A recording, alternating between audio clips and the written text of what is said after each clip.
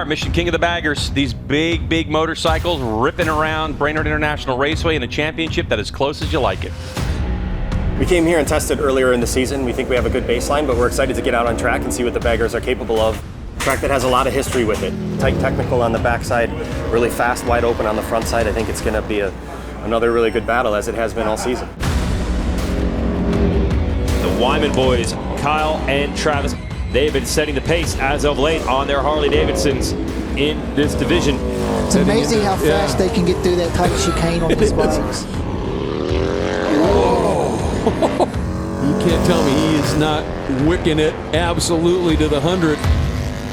So here we go, Mission King of the Baggers. This championship, we talked about it, it is so tight. 1 point separating 3 riders right now. Almost looks to me like Wyman's got a problem. Great Kyle Wyman. He does. We didn't get a chance to shake the bike down this morning because of the rain, and that bit us this afternoon. Ended up being the end of our day. For the Harley team now, it's going to be on Travis Wyman. Right now, what it's going to come down to for Travis is just using that racecraft. He's got so many years of experience, and he's got a lot of laps around this track this weekend. Revs are up, and we are away.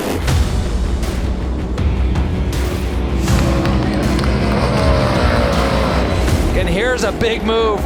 Wow, look at him go. He goes up underneath. Now it's a matter of, can Travis Wyman go with Bobby Fong? Wyman trying to reel him in as he has a look over his shoulder and he sees nothing but Tyler O'Hara. That's really the battle for the championship, isn't it, between those two right now. So Travis Wyman's got to do everything he can to keep going.